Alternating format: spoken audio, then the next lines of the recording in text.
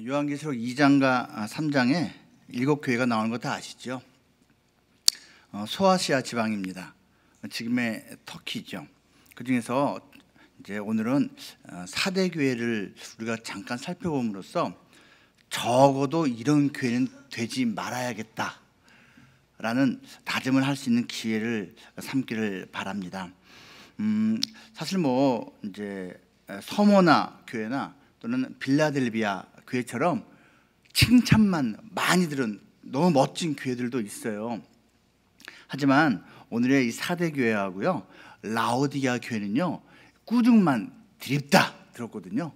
그래서 적어도 저런 교회는 되지 말아야지 우리가 한번 타산지석 삼아서 또 배울만 하겠습니다. 오늘 이 4대 교회, 여러분이 4대가 어딘가라고 조금 이제 아리까리 하실지 모르겠는데요, 여러분 이미 익숙한 지명이에요. 구약 성경에도 나오고요, 복음서에도 나오는 지명입니다. 구약 성경 어디에 나오는지 아십니까? 여러분 구약 성경에요, 열왕기상 17장에 보면은 엘리야 선지자와 그를 공개한 모신 사르밧 과부 이야기가 나와요. 그 사르밧이 바로 4대입니다. 세월이 흐르면서 그 발음이, 지명이 좀 달라진 거예요. 그리고 그 사르밧 과부를 칭찬하시면서 예수님께서 누가복음 4장에서 언급하실 때는 사렙다 과부라고 말씀하시거든요. 그러니까 세월이 흐르면서 발음이 또 달라진 거예요. 그 사렙다, 그 사르밧이 바로 4대입니다. 이미 구약 그리고 복음서에서 우리에게 익숙하게 알려진 바로 그것이에요. 이 교회는요, 저는 이제 3D 교회라고 부릅니다. 세 가지 D로 시작하는 단어를 특징으로 하는 교회라는 얘기예요. 이 4대 교회는 이미 일반적으로도 좀 다른 거로 유명한데요, 바로 마이다스 또는 미다스라고 불리는 그 신화의 발원지입니다. 손만 대면 닿는 모든 것이 금으로 변하는 그 신화 아시죠? 미다스 또는 마이다스라고 하는데요, 그 신화의 발원지가 이 4대예요. 그러니까 지금은 우리가 아주 익숙하지는 않지만 옛날에는 엄청나게 유명한 그런 지역이었습니다. 거기에 있던 이 4대의 교회, 이 교회는 과연 어떤 교회일까요? 우리가요, 이 전체의 이 교회를 생각하면서 또 동시에 여러분이 속해 있는 뭐 구역, 또 부서 있죠, 그리고 가정이 있죠, 다 교회입니다. 그리고 동시에 제가 교회를 계속 언급할 때 나의 상태는 어떤가, 내 남편, 내 아내, 내 자녀, 내 부모님의 믿음의 상태는 어떤지 한번 같이 동시에 개인적으로도 생각해 보시면 좋겠습니다. 첫째로 4대 교회는 죽은 교회였습니다. 죽은 교회. 자막이 안 나오는군요. 자막이 계속 안 나오나요? 예, 그래서 어저께도 제가 열심히 했는데 자막이 안 나와서 내 것만 안 나오나 했더니 계속 안 나오는 거네요. 4대 교회는요, 죽은 교회예요. 죽은 교회. 그래서 영어로 하면 dead입니다. D-E-A-D. 그래서 첫 번째 D 교회예요. 여러분 4대 교회 이름이 참 특이하지 않습니까? 이게 왜 죽은 교회냐면요, 이게 죽을 사자예요. 예, 죽을 사자. 또 하신 건 또 뭡니까? 외우시라고 하는 거예요. 죽을 사자고요, 대는 데드 대자입니다. 그래서 하여튼 이 죽은 교회예요. 죽은 교회. 1절 말씀 보시기 바랍니다. 4대 교회의 사자에게 편지하라.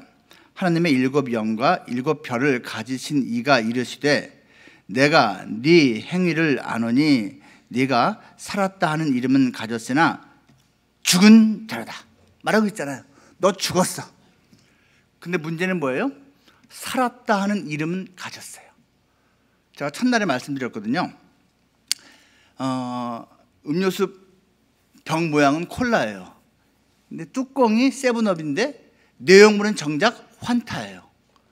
네가 겉모습은 이건데 실은 속사람은 아니야 라고 말씀을 하시는 겁니다. 4대 교회가 살았다 하는 이름은 가졌어요. 여러분 그 살았다 하는 이름이 누구 이름입니까? 예수님의 이름이에요. 같은 요한계시록 앞에서 말하고 있습니다. 1장 17절과 18절. 내가 볼 때에 그의 발 앞에 엎드러져 죽은 자 같이 되매 그가 오른손을 내게 얹고 이르시되 두려워하지 말라. 나는 처음이요 마지막이니. 예수님이 말씀하신 거죠. 18절. 곧 살아있는 자라. 내가 전에 죽었었노라.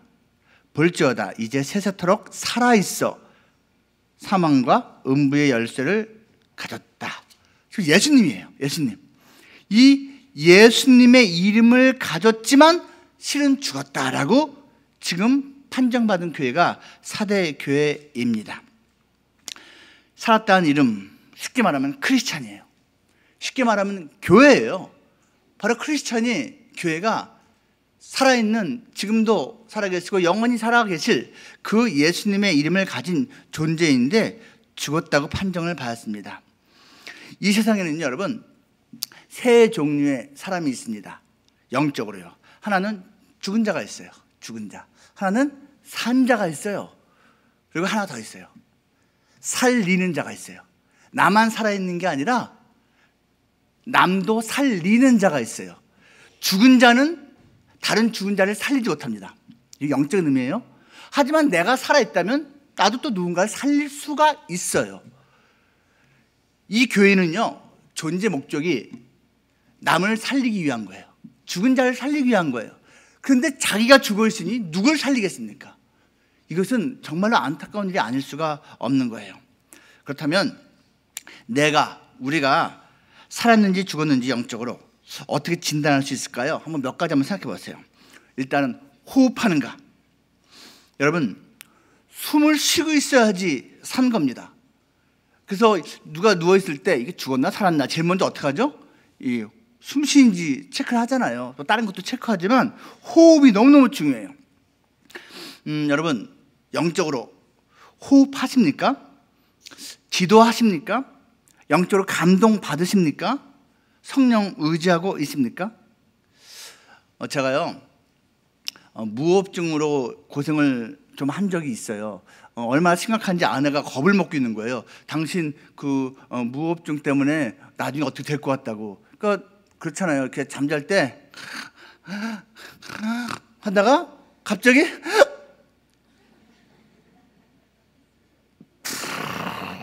요거 무호흡증이요. 아내가 겁나는 거예요. 이 사람이 그러다가 숨 넘어가겠다. 그래서 제가요, 종합병원 가고선 검진 받았는데요. 잠을 자면서 1박 하면서 받았는데 70만 원 냈습니다. 여러 가지 검사를 했습니다. 비디오 찍고요, 오디오 녹음하고요, 여러 가지로. 며칠 후에 결과가 나왔는데요. 자세히 나왔더라고요.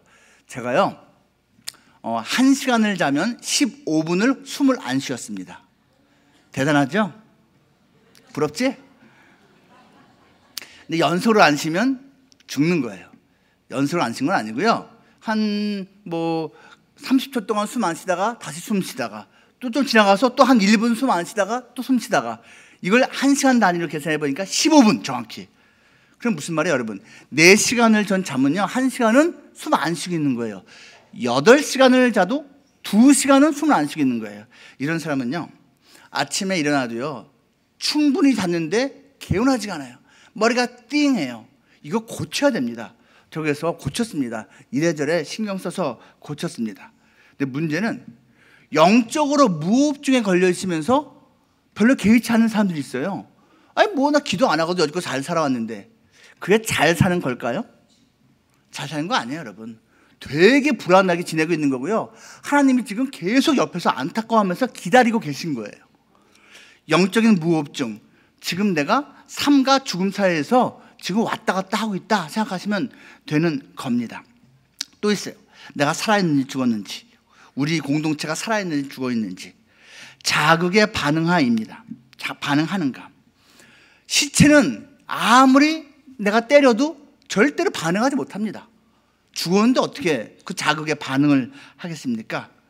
여러분, 예수님의 이름이 나에게 들릴 때 반응합니까? 예수님의 이름이 나에게 들릴 때 기쁨이 샘솟아 오르고 있습니까? 하나님의 말씀이 선포될 때, 찬양이 울려 퍼질 때 나의 영혼이 반응하고 있습니까? 무덤덤해요. 예배 시간에 감동받아 본 지 참 오래됐습니까? 여러분, 그거요, 지금 내가 죽음 쪽으로 향해서 가고 있는 겁니다. 아니, 우리의 생명의 근원이신 예수님의 이름이 선포되는 그 예배 시간에 그 찬성과 그 말씀 시간에 어찌 나의 속사람이 반응하지 않을 수가 있습니까? 당연한 거 아닙니까, 여러분? 당연한 거예요. 마찬가지예요. 세상에서 예수님의 이름이 욕을 먹어요. 우리의 구주 예수님. 그런데 무덤덤합니까? 에이, 예수님의 이름이 욕을 먹든 말든, 에이, 뭐. 여러분, 내 자식이, 내 부모님이, 내 배우자가 옆집 아저씨한테, 아줌마한테 막 욕을 먹고 있어요. 나의 어머니, 아버지를 옆에 사람이 막 욕을 해요. 근데 에이, 우리 아버지 욕 먹든지 말든지, 뭐 우리 어머니 이름 에이, 욕 먹든지 말든지 이럽니까? 안 그래요. 내가 부모님 자녀고 한 핏줄인데 어떻게 무덤덤할 수가 있어요? 여러분, 자극에 반응하고 있습니까? 예수님의 이름에 반응하고 있습니까? 시체는요, 아무리 예쁘게 꾸며도 시체입니다. 연지곤지 아무리 발라도 시체예요. 많은 경우 우리가 신앙생활 하면서요, 진짜 신앙이 아닌, 그래서 신앙인으로 살지 않고 그냥 종교를 갖고 종교인으로만 사는 경우가 많습니다. 예수님 당시에 수많은 종교인들이 바로 그거였어요. 하나님의 이름을 갖고 있고 심지어 가르친다고 했는데 그들은 박제화된 신앙이었습니다. 박제가 뭐예요? 겉으로 볼 땐 진짜 같아요. 호랑이 박제, 독수리 박제, 살아있는 것 같아요. 근데 아무리 찔러도 반응하지 않아요. 자극을 아무리 해도요. 박제니까. 속은 아니에요. 겉모습만 있는 거예요. 이 껍데기 신앙이에요. 껍데기 신앙. 근데 자기의 영적인 상태가 지금 그렇게 박제화되어 있고 화석화되어 있는데 그것이 문제인지를 몰라요. 문제인지를 모르는 게 지금 내가 영적으로 죽음을 향해 가고 있다는 증거가 될 수 있을 것입니다. 또 내가 살았는지 죽었는지 무엇을 통해 판단할 수 있을까요? 재생산입니다. 재생산. 열매를 맺고 있는가? 열매를 맺고 있는가? 예수님이 말씀하셨죠? 예수님께서 때로는 사랑의 말씀으로, 때로는 따끔한 꾸중의 말씀으로 많은 자들에게 가르쳐 주셨습니다. 그때요, 많은 종교인들, 종교 지도자들은요, 무덤덤했어요. 심지어는 그 예수님의 가르침에 반발하면서요, 속으로 앙심을 품었습니다. 그냥 그들은 너무나 딱딱하게 굳어 있었어요. 그래서 예수님 뭐라고 말씀하셨죠? 피리를 불어도 반응하지 않고 애곡하여도 반응하지 않고 그 딱딱한 심령이라고 말씀하시면서, 그러니까 너희가 하나님이 기뻐하시는 참된 열매를 맺지 못한다고. 나무는 열매로 알아야 되는데 너는 사실은 영적인 열매가 없다고 말씀을 하시는 겁니다. 성탄 트리 예쁘죠? 장식을 많이 하잖아요. 반짝반짝. 그런데 여러분, 플라스틱으로 만든 성탄 트리는요, 예뻐 보이긴 하지만 결코 결실하지 못합니다. 그냥 예뻐 보일 뿐이에요. 하지만 여러분, 이름 없는 어떤 나무가 저 산 언덕에 뿌리를 내리고 박혀 있다면요, 비록 주목받지 못해도 그 나무는 살아있는 것이고 열매를 맺는 나무인 것입니다. 그래서 우리가 정말로 하나님께 간구할 때는요, 하나님 이런 거 저런 거 선물 기프트 많이 주세요, 은사 주세요, 기도하세요. 근데 은사 달라는, 카리스마 은사 달라는 기도 열심히 하시되 그보다 7배는 더 열심히 기도하셔야 되는 것이 뭐냐면, 하나님 열매 맺는 자 되게 해주세요. 하나님은 우리를 나중에 칭찬도 하시고 꾸중도 하실 터인데요, 네가 많은 선물을 가지고 있구나, 많은 은사를 가지고 있구나 가지고선 판단하지 않으십니다. 네가 열매를 맺었구나 못 맺었구나, 열매로서 예수 그리스도의 제자 여부가 판단되는 겁니다. 그 열매, 삶의 열매, 성령의 열매가 과연 우리 삶 속에서 나타나고 있습니까? 안타깝게도 사대교회는 겉모습은 꽤 괜찮았던 것 같아요. 그러나 죽은 교회라는 판단을 받았습니다. 판정을 받았습니다. 왜요? 영적으로 호흡하지 않았던 것 같습니다. 성령과 밀접하게 가까이 있지 않았던 것 같아요. 영적으로 자극에 반응하지 않았습니다. 그리고 영적으로 재생산하지 않았던 것 같습니다. 그러니까 죽은 자라는 그러한 판정을 받은 것이죠. 이 예수향남교회는 결코 그러한 판정 예수님한테 받지 않고 언제까지나 예수님의 이름을 가진 자답게, 교회답게 살아있다, 정말로 살아있구나, 그리고 살리는 교회구나 라고 칭찬받는 교회가 되기를 축복합니다. 아멘은 아무리 크게 하고 아무리 많이 해도 손해보는 게 없습니다. 주님의 이름으로 축복합니다. 사실은요, 저도 말은 이렇게 하지만 저도 다른 데 가서 예배 드릴 때요, 누가 막 이렇게 아멘 이렇게 요구하면요, 아멘 하지 못하고요, 속으로만 아멘, 저도 그렇게 해요. 솔직히 말하면 장로교가 많이 그런 게 있는데요, 여러분 겉으로도 괜찮지만 적어도 속으로라도 아멘 많이 하시기 바랍니다. 아멘. 속으로 다 하신 거 알아요. 둘째로요, 사대교회는요 졸고 있는 교회였습니다. 꾸벅꾸벅 졸고 있는 교회. 그 졸다라는 단어가 여러분 이제 뭐 슬리피도 있지만요, drowsy라는 단어가 있어요. D-R-O-W-S-Y, drowsy, 졸고 있다는 뜻이에요. 그래서 두 번째 D입니다. 사도교회는 졸고 있는 교회예요. 2절과 3절이 그것을 말하고 있죠. 너는 일깨어 그 남은 바 죽게 된 것을 굳건하게 하라. 3절 뒷부분에 만일 일깨지 아니하면, 이 일깨다라는 단어가 두 번 나오는데요, 영어로 되게 쉬워요. 깨어나라, wake up, wake up입니다. 깨어나라 라고 말을 하는 것은 무슨 말이에요? 지금 졸고 있다. 조는 게 뭐가 문제입니까? 여러분, 인생은 이제 나그네길인데요, 문제는 걸어가는 나그네길로도 생각할 수 있지만 운전하는 나그네길로도 생각할 수가 있습니다. 여러분, 운전을 졸면서 한다. 여러분, 그게 지금 쉽게 생각할 겁니까? 아닙니다. 운전대를 잡고 있는 사람이 운전을 졸면서 하면요, 자기만 위험한 게 아니라 동승하고 있는 자들도 위험하게 만드는 것이고, 아무 죄 없는 맞은편에 옆에서 지금 운전하고 있는 자들도 위험하게 만드는 겁니다. 즉 남을 죽게 만드는 거예요. 지금 이 졸고 있다는 것은요, 매우 위험한 상태인 것입니다. 교회는 이 시대의 파수꾼입니다. 교회 이제 이 시대가요, 영적으로 자꾸 죽으려고 하거든요, 또 졸려고 하거든요. 하지만 교회는 깨어 있어서 파수꾼처럼 자꾸 졸고 있는 자들을 깨어나게 해야 돼요. 그런데 그것을 감당하지 못하면 교회마저 졸고 있으면요, 이 세상에는 소망이 없는 거예요. 그렇다면 교회가, 이 공동체가, 우리가 도대체 왜 조는 걸까요? 여러 가지 생각할 수 있어요. 여러분 한번 생각해 보세요. 평소에 졸 때가 있다면 왜 좁니까? 피곤하니까. 예배 시간에 꾸벅꾸벅 조는데 어쩌다가는 졸 수가 있어요. 근데 매주마다 졸아.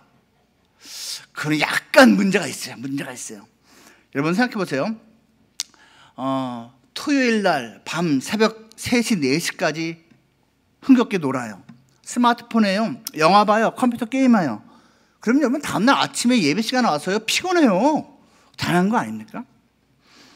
틀림없이 영적인 건강을 위해서는요, 절제가 필요합니다. 절제. 영적으로 너무 피곤하면 안 된다는 거예요. 그리고 육신도 너무 피곤하도록 만들면 안 됩니다. 이병규라는 그 야구 선수가 있습니다. 지금도 현역인가요? 제가 이번에 잘은 모르는데 어떤 인터뷰를 제가 한번 우연히 들었어요. 제가 놀랐어요. 뭔지 아세요? 글러브, 골든글러브라는 이제 우수한 선수가 받는 그 상 있잖아요. 1년에 한 번씩 있는 거. 그걸 타면서 인터뷰한 건데요, 이 사람은 TV를 안 본대요. 여러분 대단합니다, 이거. 왜 그렇죠? TV 안 보는 사람이 거의 없거든요. 이 사람 안 본대요. 이유는 하나, 나는 프로야구 선수이기 때문에 선구안, 내 눈을 지키기 위해서 나는 TV를 안 봅니다 라고 인터뷰를 하더라고요. 와, 이게 프로예요. 이게 프로다운 거예요. 여러분, 예배 시간에 졸지 않기 위해서 그 전날부터 절제하는 거예요. 평소에 우리의 삶, 졸지 않기 위해서 영적으로 절제하는 거예요. 막 욕망이 땡기지만 내가 졸면 안 되지, 절제하는 거예요. 술을 막 그냥 몇 병씩 먹으면서 운전대 잡으려고 해요. 그러면서 그래요. 아이 걱정하지 마, 문제 없어. 문제가 없다뇨. 그럼 그냥 과욕이죠. 과신이죠. 졸면 안 됩니다. 또 왜 좁니까? 병들어서 조는 경우도 있어요. 여러분, 기면증이라는 게 있다는 거 아십니까? 갑자기 졸음에 빠져버린 거예요. 가다가 제 제자가 기면증이 있어요. 이 제자가 정말 똑똑하고 정말 괜찮거든요. 근데 기면증이 있고요, 직업이 목사예요. 이게 참 힘든 겁니다. 왠지 아십니까? 잘 생각해 보세요. 목사가 가서 신방가서 하다가 이게 은혜가 되겠습니까? 덕이 되겠어요? 그러니까 항상 긴장할 수밖에 없는 거예요. 또 한 가지, 기면증 있는 사람은 운전 함부로 못합니다. 운전하다가 갑자기 큰일 나잖아요. 근데 여러분, 부목사가요, 운전을 안 하면 취업하기가 힘들어요. 이해하시겠죠? 되게 이제 목사들은요, 운전수 역할을 할 때가 되게 많거든요. 그러니까 얼마나 이렇게 긴장을 하겠어요. 여러분, 그 기면증을 고칠 수만 있다면 고쳐야 하지 않겠습니까? 우리가 영적인 기면증 걸려 있다면 반드시 고쳐야 됩니다. 또 있어요. 취했을 때, 술 취해 있으면요, 졸아요. 세상 문화에 취해 있으면 좁니다.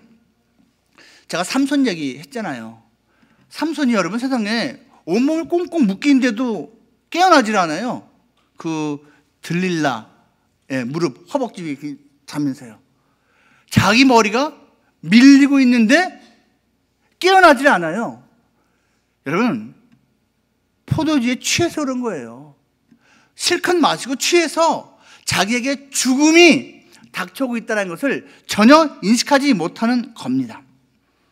세상 문화에 취하면 마찬가지 현상이 일어납니다.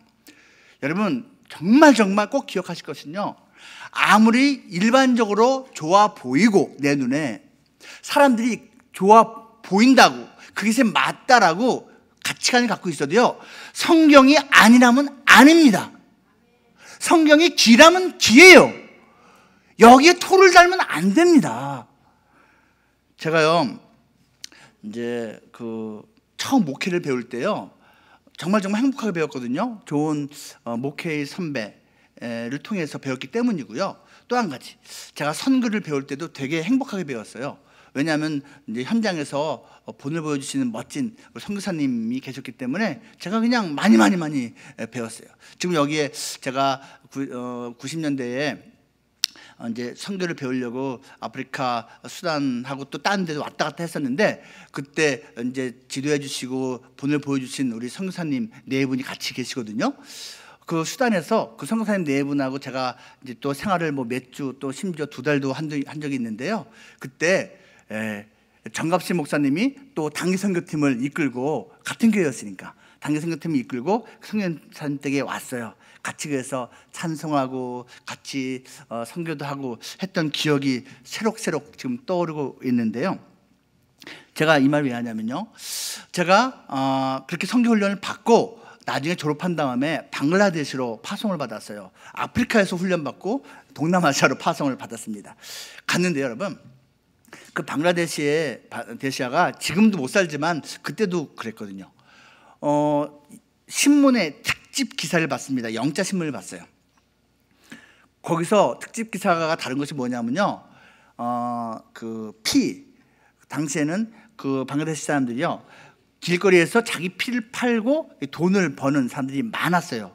우리나라도 옛날엔 그랬죠. 지금은 헌혈하고 대신 초코파이 받고 영화 티켓을 받는데, 우리도 옛날에는 아시죠? 매혈을 했었습니다.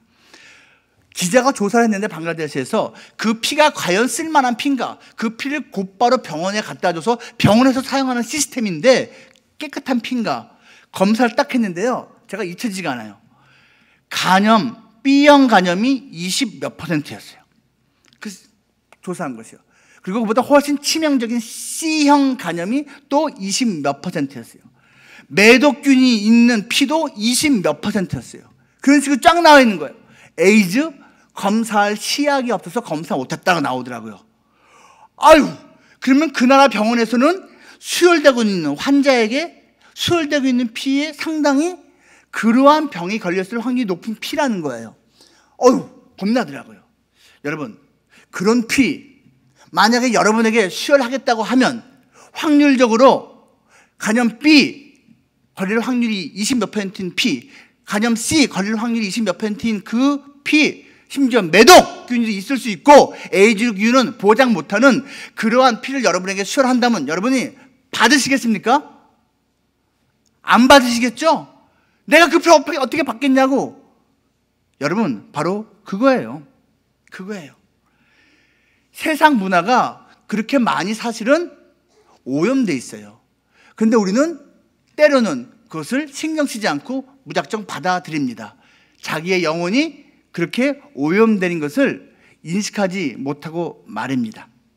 그게 영적으로 조는 거예요. 영적으로 깨어있지 않는 모습입니다. 안타깝게도 사대교회는 그렇게 졸고 있는 교회였습니다. 마지막 셋째로요, 사대교회는 더러운 교회였습니다. 이건 쉬워요. 여러분, 더럽다, 영어로 더티입니다. 더티. 그래서 세 번째 D가 더티예요. 더러운 교회였어요. 4절 말씀.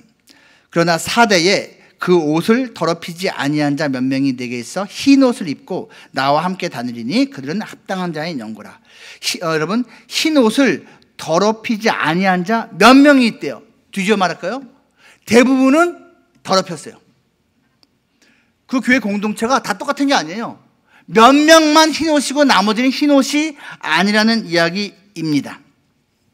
영적으로 말하면 여러분, 고린도 전서 2장과 3장에 있는 내용을 제가 말씀을 드리면요, 사람은 태어나기 전부터 이미 어머니의 뱃속에서부터 태어날 때부터 검은 옷을 입고 있습니다. 맨 인 블랙이에요. 맨 인 블랙 아시죠? 우리 지금 여기 맨 인 블랙 많아요. 검은 옷을 입고 있다. 맨 인 블랙이라고 그래요. woman in black입니다. 죄의 옷, 원죄를 입고 태어납니다. 사람은요, 죄를 짓기 때문에 죄인이 되는 게 아니고요, 죄인이라서 죄를 짓습니다. 이게 성경이 말하는 거예요. 이미 태어날 때부터 죄가 속에 있어요. 그래서 그것 때문에 죄를 안 지을 수가 없어요. 죄인이라서 죄를 짓습니다. 그게 맨 인 블랙이에요. 고린도전서 2장 표현을 하면요, 육에 속한 자입니다. 그냥 본능에 충실한, 근데 그 본능은 죄로 찌들어져 있어요. 그런데 성령이 임하시고 예수님이 나를 사로잡으시고 나를 선택하시고 구원해 주시면, 그래서 내가 예수님을 영접하게 되면 나는 아무 자격이 없지만 예수의 이름 하나를 갖다는 것 이유만으로 의의 흰옷을 부여받습니다. 의의 흰옷을 부여받아요. 나는 그래서 의인이 돼버리는 거예요. Man in white, 흰옷을 입은 자가 되는 거예요. 진짜 예수님을 영접한 자라면 우리는 모두 영적으로는 Man in white입니다. 의의 흰옷을 입고 있는 자예요. 맞죠? 이것이 성령에 속한 자, 신령한 자라고 고린도 전서 2장과 3장은 말을 하고 있는 거예요. 근데 문제는 참 많은 사람들이 크리스찬임에도 불구하고 Man in white로 살지 않고 Man in gray로 산다는 겁니다. 그레이가 뭐예요? 회색. 회색 옷을 입고 사는 거예요. 회색 분자예요. 이거는 검은 옷이 좀 휘어진 게 아니에요. 흰 옷이 더럽혀진 겁니다. 뭐래요? 죄로요. 죄악으로요. 살다 보면 죄를 지을 수도 있죠. 맞아요. 근데 문제는 빨지를 않아. 희게 해야 돼요.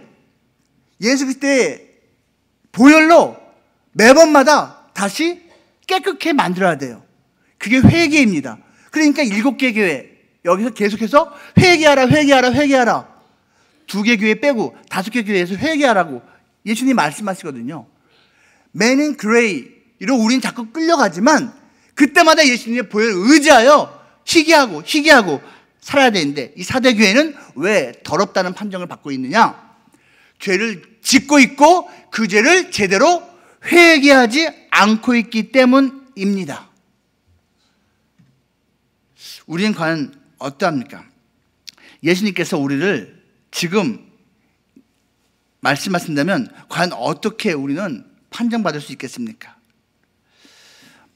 제가 이제 그 목회 처음 배우고 선교를 처음 배운 교회가요, 충영교회라는 곳이에요. 충영교회. 제가 정감신 목사님하고 같이 있었습니다. 같은 시기에 있었거든요. 이제 정 목사님은 이제 교육부서에 있었고요. 저는 선교부서에 있었습니다. 완전 병아리처럼 삐약삐약거리면서 열심히 배웠습니다. 그때 제가 했던 일 중에 하나가 뭐냐면 외국인 근로자 사역이었어요. 한국에 들어와 있는 많은 외국인들, 그분들 이렇게 이제 전도하는 거죠. 정말 재밌었고 또 보람이 있었던 시절이었습니다. 한번 이런 적이 있어요. 이제 인도 형제 하나가요 부탁하는 거예요. 전도사님, 내 동네 친구가 이렇게 또 돈 벌러 한국 오는데 그 친구도 나처럼, 옛날 나처럼 힌두교 믿는 친구예요. 그런데 처음부터 교회가 잘해주면 그 친구도 교회 나올 것 같아요. 그 친구 좀 공항에서 데려다 주세요. 이러는 거예요. 그땐 김포공항 시절이었습니다. 좋아요. 주일날 온대요. 나는 못 가니까 어떤 집사님께 부탁을 드려서 이제 그 인도 한국 오는 형제를 픽업하러 갔습니다. 그 당시에는요 브로커 비용이 한 500만 원쯤 했던 시절이었어요. 중국에서 인도에서 한국 들어올 때 브로커한테 한 500만 원쯤 주고 준비를 이렇게 저렇게 해갖고선 한국 들어오면 첫 해는 돈 번 거 가지고선 브로커 빚을 갚고 두 번째, 세 번째 그 해에는 그 번 돈을 가지고 몇 년 후에 인도 돌아가면요 남들 못지않게 살 수 있는 그러한 시절이었습니다. 하지만 한국 들어오는 그 비용, 500만 원 브로커 비용, 또 이래저래 해갖고선 한 1000만 원 드는 그 비용을 그 가난한 사람들은 개인적으로 마련을 못했어요. 그래서 친척들이 또 친구들이 돈을 모아서 오는 거기 때문에 그 한 사람은요 마을의 대표인 셈이에요. 친척의 대표인 셈이에요. 돈을 많이 벌어서 빚을 갚고 은혜를 갚아야 되는 막중한 사명을 안고 코리안 드림을 갖고 들어온 시절이었습니다. 그런데요 그 인도 형제가 왔을 텐데 집사님이 전화를 안 한 거예요. 그때 핸드폰이 없던 시절이었습니다. 왜 전화 안 하시지? 한참 후에 전화가 왔습니다. 전도사님 큰일 났어요. 왜요? 하도 공항에서 이 사람이 안 나와서 무슨 일이 있나 싶어서 들어가서 막 문의했더니 오기는 왔는데 그 인도 사람이 도착해서 죽었대요. 뭔 말이에요? 어떻게 도착해서 죽어요? 내용이 이겁니다. 자, 드디어 도착했습니다. 입국 심사대에서 이제 서류 들이밀고 이제 떨리는 가슴을 안고 기다리고 있는 거예요. 그런데 심사하는 사람이 보다가 서류에 뭐가 하자가 있는 거예요. 리젝트, 거부, 빵! 도장 찍힌 거예요. 그 리젝트 도장이 딱 찍히는 순간 그것을 지켜보고 있던 이 사람이 하고 심장마비로 죽은 겁니다. 아니 그까짓 거 무슨 심장마비. 이 사람은요 지금 마을 대표라니까요. 친척들의 대표라고요. 브로커한테는 500만 원을 자기는 못 갚아요. 그냥 돌아가면요. 너무 놀라갖고선 죽은 거. 그분은 한국에서 결국은 화장을 해서 이제 보냈습니다. 그리고 위로금을 그 유가족한테 좀 보냈어요. 시신을 그대로 보내려고 하니까 냉동해서 보내야 되기 때문에 너무 비싼 거예요. 그래서 그렇게 했던 기억이 납니다. 여러분 잘 생각해 보세요. 우리가 반드시 저 하나님 나라에 갑니다. 우리 여기 있는 저 어린 우리 자녀들도요 제가 확신하건대 150년 후에는 모두 죽습니다. 제가 너무 지나치게 말하나요? 여기 있는 사람 한 명도 예외 없이 150년 후에는 다 하나님 앞에 서는데 그때 입국 신설합니다. 근데 그 서류가 복잡하진 않아요. 거기서 검사하는 거 딱 하나예요. 이 사람이 가지고 있는 영적인 비자가 진짜인가 가짜인가요? 그 영적인 비자가 뭘 것 같아요 여러분? 예수 그리스도입니다. 이 사람이 갖고 있는 예수라는 이름이 진짜 예수인가 아니면 지가 만들어내는 환상의 예수인가, 지 마음대로 예수의 이름 이용해서 잘 먹고 잘 사는 게 목적이었던 그 껍데기 뿌린 크리스찬인가 아니면 진짜 크리스찬인가, 그거 하나 보고 통과, 리젝 둘 중에 하나가 결정됩니다. 다른 거 안 봐요. 뭘 얼마나 잘했는지 못했는지, 헌금 얼마나 했는지, 찬양대 얼마나 봉사했는지 그거 안 봐요. 이 사람이 갖고 있는 예수라는 비자가 가짜인가 진짜인가 이것만 가지고 판단받습니다. 예수양남교회 여러 가지 사회적인 이바지 많이 합니다. 또 다음 세대 양육 너무너무 잘하고 있고요. 칭찬받는 게 너무너무 많은 교회입니다.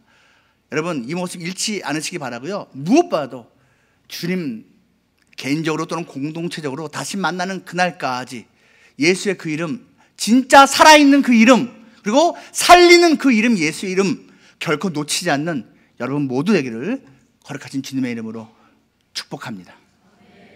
우리 말씀을 생각하면서 정말 간절한 모습으로 주님, 내가 우리 교회가 이런 4대 교회 되지 않게 해주십시오. 정말 하나님이 기뻐하시는 그런 교회, 우리 가정 내가 되게 해주옵소서. 간절한 마음을 갖고 같이 기도합니다.